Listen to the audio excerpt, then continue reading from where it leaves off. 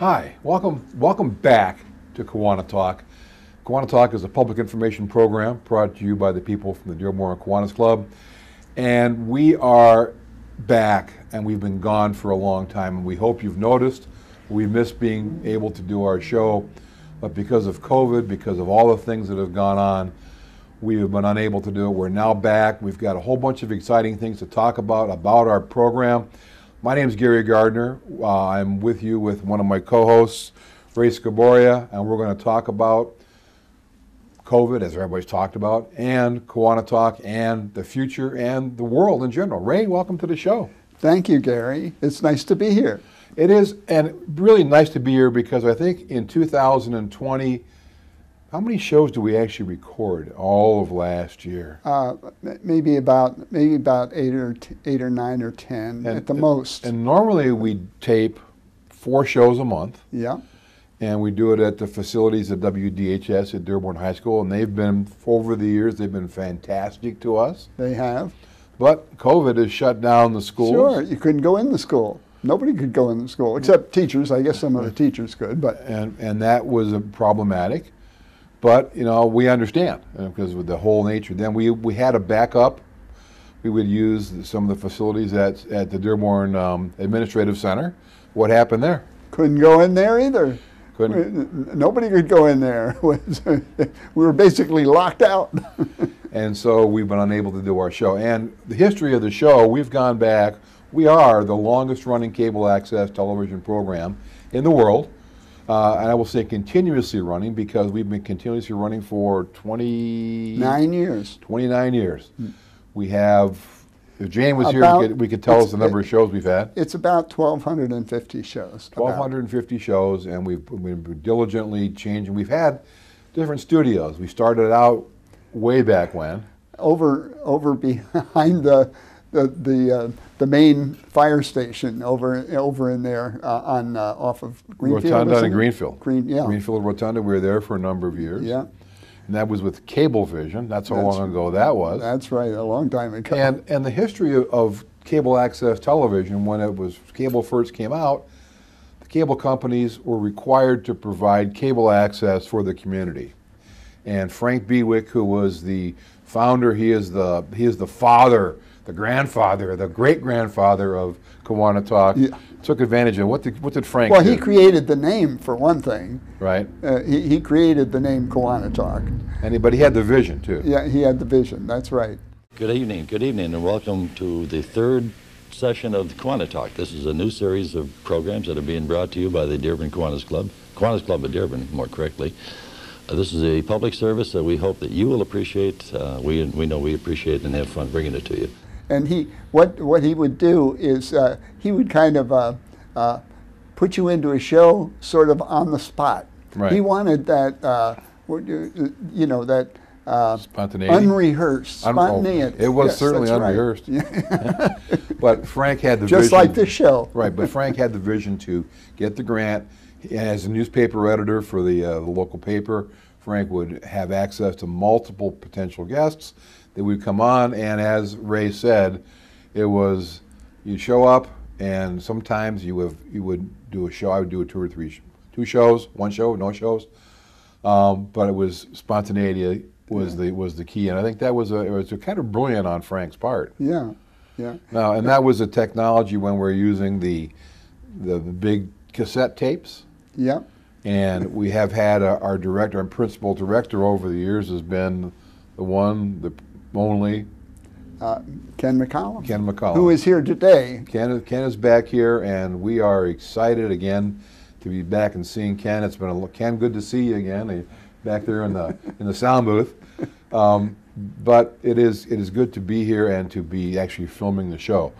After Cablevision, we went over to Comcast over on Gully. Yeah, behind what's the big store? Home Depot down there. Yeah, Home Depot. Down from Home Depot. We were there for a number of years. Yeah. And again, as the cable industry grew, they became a little more able to control what they did and didn't do, and the cable access funding was reduced. However, Dearborn, through the Cable Commission, has been very good, and that we are one of the programs that they still fund. We want to give a shout out of our appreciation to the Dearborn Cable Commission for the things that they've done for us. And after we left Comcast, we moved to Dearborn High. That's right. And my alma mater, Dearborn High School, I was back there way back when Moby Dick was a minnow. The TV studio, the facilities that Dearborn High has is top notch. Talk about the studio facilities there. Well, they have a separate control room. They have all updated equipment, and the equipment has been updated in that studio 2 or 3 times. And it's a major investment to update a television studio. Literally state of the art. Yeah, state of the art. But one of the things that happened out of this kind of being locked out because of nobody's fault. I mean, it was the pandemic. We couldn't just be walking in and out of schools and so on. What happened is we decided that the best way to go was to get our own equipment. And we're going to talk about that in the second half. You're giving me a well, little tease for that. Okay. But COVID, again, all of you out there have gone through it. In my particular field, I'm an attorney, and the technology of Zoom is part of our lives. And the COVID has forever changed the way that people work, the way that people practice law, the way that communication goes on. And how's it affected you, Ray? What's happened with you? Well, for one thing, I went to the Kiwanis meetings on Zoom for 4, 5, 6 months. We had them every week. And we'd have a Zoom meeting, and it would be about a 1-hour meeting on Zoom, and we kept up. You get 15 faces on the screen there. And the only thing is people need to learn not to all talk at once. That is one of the things of Zoom, and I learned a long time ago when the judges are talking to me, no one else talks. Well, what most people didn't realize this. I finally figured it out. Is if you're turned off, your mic's turned off, and you want to say something, you just press down on the space bar. On your computer, yeah. And that turns your mic on, you say something, and then you release it. Release it and let it go. Yeah. And I mentioned that a couple of times when there was a lot of chatter going on, And I think some other people got the idea that was a good way. Leave your mic off most of the time. And to some extent, we in the business community, we've been lucky because we've been able to do that. Students have had to do it, and they've been in the schools, in remote learning by schools and that type of thing. And that technology, that change has been hard. And I know that some of my neighbors who have children, and they've expressed that their kids are remarkably happy to be back in school. Yeah. Happy to be back in school. Can you imagine that? It's because they're together with their friends again. I mean, kids like to be with their, especially teenagers. They really like to be with their own age group. Right. And it's the Kiwanis meetings. We have a meeting. We have some light adult beverages if you want. Sure. And now we're back at the facility where is? Well, it's Park Place. We're back at Park Place, and really the meetings are up where we've had the lower number is like 25. We've been up around 32 or 3. So that's a pretty good meeting, and Park Place is happy to have that many people. Our minimum is 20. One good thing about being in person at Park Place, rather than being at home, because if you're at home drinking by yourself on the Zoom, that looks a little bit strange. Yeah, it does. So I think that to have the camaraderie, that face-to-face, that getting back to normal is really a pretty good thing. It's Park Place is really quite nice, and the food is really, really acceptable, more than acceptable. And so this is a plug for Kiwanis because we have our meetings on Tuesday evenings. Yeah. Well, it's basically the meeting starts at 6:15, but there's always people first come in around 5:30. Right.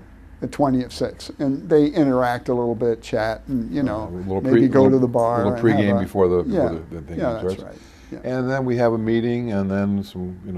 It's a good way to get together with people from the community to make some business contacts and get out of the house. Actually, day before yesterday, we had a picnic, and that was over at the pavilion at Ford Field, the one that's just close to the tennis courts, south of the tennis courts. And we had some games out there, some of that ladder golf or whatever you call it. All those good things. Yeah. And we also had about 8 key clubbers there. They were helping us set up. And of course, they were happy to be together also. From talk about what Key Club is. Yeah. Well, Key Club is a high school age Kiwanis-sponsored club. And the young people really run their own club. They do have a faculty advisor and a club advisor that interacts with them, but they run the club. And the faculty advisor is, there for support, and that club was originally started. Now, of course, our club and the former Dearborn Outer Drive Club merged, but it was the Dearborn Outer Drive Club that started the Key Club at Dearborn High. Okay. And that's been a very active club, and it's a large club. They get 50, 60, 70 students in that club, and they had a reputation of getting awards for all their activities. And as you said, they're happy. They're just as happy to be out and amongst each other as we all are. And it seems to the Key Club seems to attract very capable students, ones that go on to and do very well in higher education, and it just seems to be a place where they can be an outlet for them, a social and a charitable outlet. And all the schools have that requirement that the student do something to help the community. And community service hours. Service hours, yeah. And that's a good way to get it, and a structured environment with kids that you see in school, you can form associations with, and the hope is that when they go from high school, they'll go to college, and the next level for potential future Kiwanians at the college level is? That's called Circle K.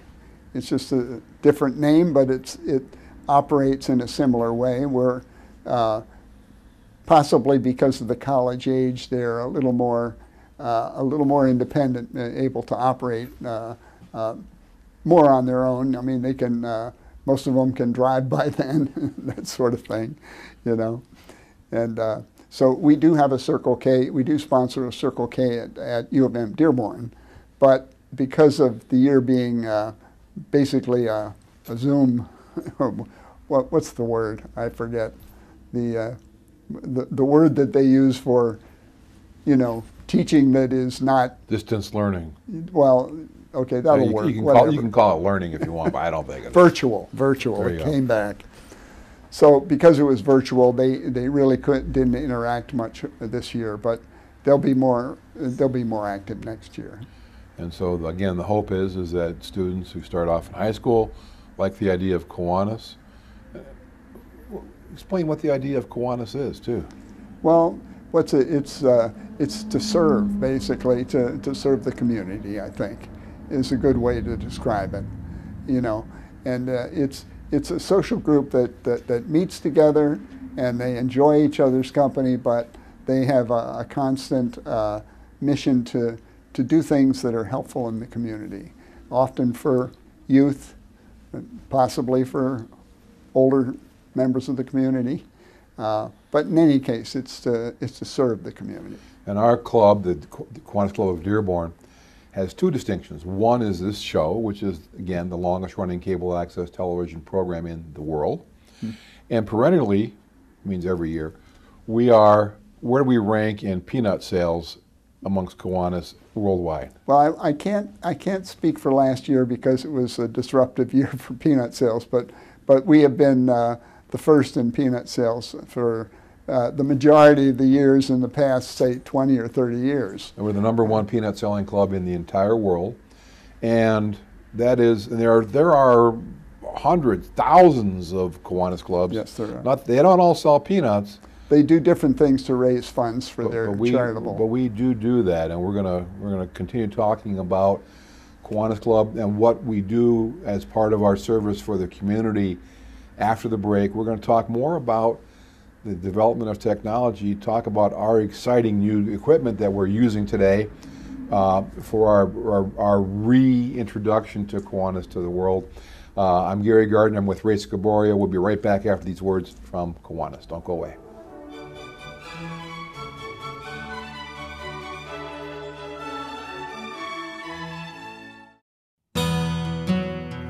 I am Kiwanis. I believe in people. I care about service. I seek out connection. I matter to my community because my community matters to me. I reach out to others. I reach inside myself because I am Kiwanis. I know a good cause when I see one. I know a kindred spirit when I meet one. I know the impact we make together when our need to help meets our willingness to act. I am Kiwanis. I take notice. I take pride. I take action. I take the opportunity to make a real difference in the life of a child, in the life of my town, in the part of myself that grows stronger by working and serving with others. I'm here. I'm inspired. I am Kiwanis.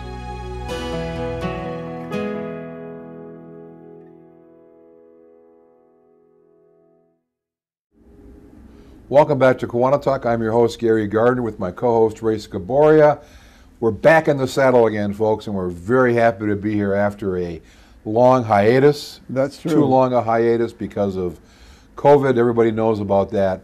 We're moving forward, though. We're really happy to be back here. And before the break, we were talking about how Kiwanis helps the community through service. We raise money. When you buy peanuts from Kiwanians on the street or through corporate donations, as we call them, what happens with that money? How much of it goes to the administration of our club, and how much goes to our individual members, or how much of it goes to the community? None of those funds go to the administration of the club. The club has a separate account, which is called the club account, and all the club activities are covered under that account, and that's funded by people paying their dues and people paying for their dinner and this and that, members. The money that's raised in the peanut sale, that all goes to, except for the cost of the peanuts. Actual cost of the peanuts. Except for the cost of the peanuts. All of those funds go to the charitable causes. And what are some of the charitable causes that we support every year and on a one-off basis once in a while? A big one is the Salvation Army. We always make a substantial donation to them. We sponsor a whole bunch of key clubs right now. We sponsor Dearborn High, Fordson, Edsel Ford, Melvindale, and let's see, what's the Dearborn Heights? Crestwood. Crestwood, yeah. Those five are all supported by the Dearborn Kiwanis Club, and we have accounts for them. They have a certain amount of assets that we supply for each individual club's activities. Yeah. Penricton Center, one of the ones. Penricton Center's another large. There's different charities that come to us with requests for some support, and we give out. How much money do we give out every year? We're down from say 15, 20 years ago, but we give out upwards of $30,000 per year. Per year, yeah. And that's pretty good. And that doesn't count. That doesn't count certain things. Like if we do a fundraiser for the Salvation Army that they're directing. Okay, we don't count that money. They take it in and count it and they report it to us. But so we didn't actually we raise the money by ringing the bell. Ring the bell at but the Salvation Army handles the administration of also the collection. Detroit the newspapers, the Goodfellows Newspapers Day. Yeah, that's a similar thing. And so not all the, and that's one thing I learned early with my Kiwanian career is that don't have to be a newspaper boy with a history or girl as a history of a paper deliverer. Anybody's welcome to do that. They're always looking for volunteers. Kiwanis provides a good part of the contingency for the Dearborn area. We're happy to do that. Yeah. So back to the what's happened to our city. We're sitting right now in the lobby of my office here in Dearborn because we don't have a regular studio. We're not always going to be back in Dearborn High. We hope to get back there for some of our tapings. We're going to be doing that. But through the generosity of the Dearborn Cable Commission, we've been able to work around. And what's the workaround that we've come up with, Ray? We have, I would call it state-of-the-art equipment now. And it's amazing how relatively reasonable it was compared to what TV taping equipment was in the past. It's still not hundreds, but it's thousands of dollars. But it's really state-of-the-art. And we have 3 cameras. That's right. Digital high-def cameras. We have tripods. We have a mixer, and we have a monitor. We have LED lights, microphones. All those things we were able to purchase through the funds from the Dearborn Cable Commission. And we're on location. We're on location in my office. And we have plans, because we can go on location now, to utilize this equipment as often as we can to get out of the studio onto the streets. We're going to be street people from now on, part of the time. Well, when it's not raining, you know. Rain or snow or whatever. But we have plans. For example, there are things in Dearborn that people don't know about. Talk about the Rouge River kayaking. Yeah. Well, we have down by the Rouge. There's a new activity going on. There's a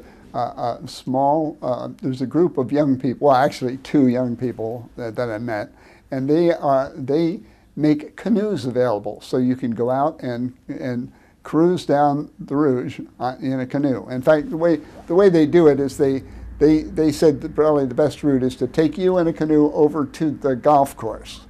The golf course has a site where they will allow people to put a canoe in the Rouge. Dearborn Hills Golf Course at Telegraph near Michigan Avenue. That's right. And then you can canoe down the Rouge back to Ford Field. You know, that little pond that they made down in Ford Field that has a small entrance into the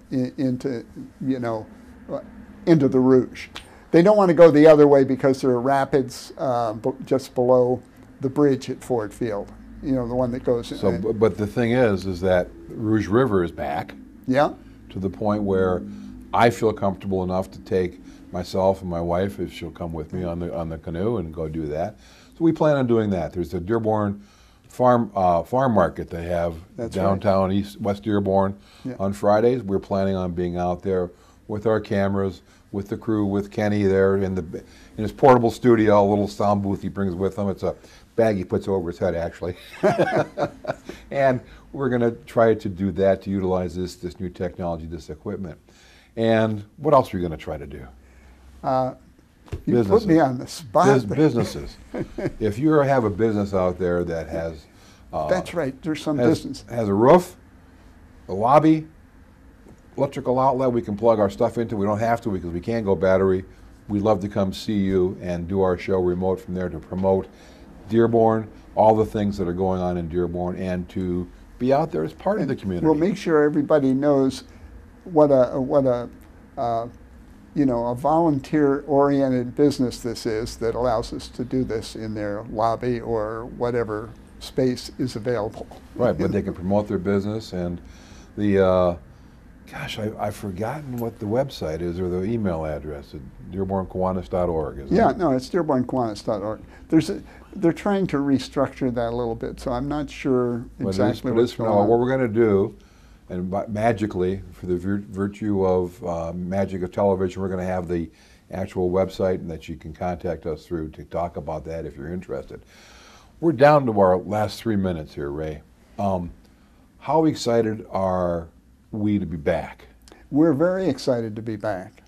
We're extremely excited to be back because it's, you know, it was such a questionable period, you know, what are we going to do? And we're really very thankful that the Cable Commission supported the concept that we wanted to be back, and this was the best way to do it. And they helped us financially, and we appreciate it.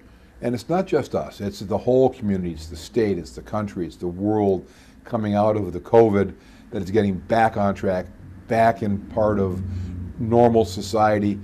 There's always going to be changes. I'm never going to be back in the courtroom every day physically like I have for the past 39 years with my law practice, but I will be in court every day through the miracle of Zoom, as I call it when I talk to the judges. And people will be able to communicate with friends and family in ways that they never expected to be able to do before that because they're used to the technology. Yeah. Ray, what has Kiwanis, in the last minute, KiwaniTalk meant to you over the years you've been part of it? You know, it's been a real, you know, a major thing that's been you know, that I've had, you know, to be involved in for, what's it been? 15 years I've been very involved in it for 15 years. I came in at about episode 88. Oh, well, you're before I was. I was here before you, but that was. I was involved before 500. Yeah. Okay. And it's and the cool thing about KiwaniTalk is we have guests from all ilks, all levels and echelons of society. Yeah. We've had the governor of the state of Michigan, Supreme Court justices, Court of Appeals judges, local judges, dog catchers, UFO hunters. He was the coolest guy ever, was a UFO hunter, by the way. And all those sort of things that we have on the show, which we try to bring as part of our community giving back. And we have always tried to make the show the guest show. We don't question the guests. We give the guests the opportunity to express themselves. Yeah. For those of you, I'll date myself, we're not Lou Gordon, who was a TV host many years ago, was very confrontational. We're not that. But we are out of time. Oh. I want to thank you for coming back to watching KiwaniTalk. We're going to be back in a better and brighter way. We'll be out there on the streets of the city of Dearborn, probably all over Detroit, too, for some things we can do. I'm Gary Gardner. You are? Ray Scoboria. We're KiwaniTalk. See you again real soon. Bye-bye.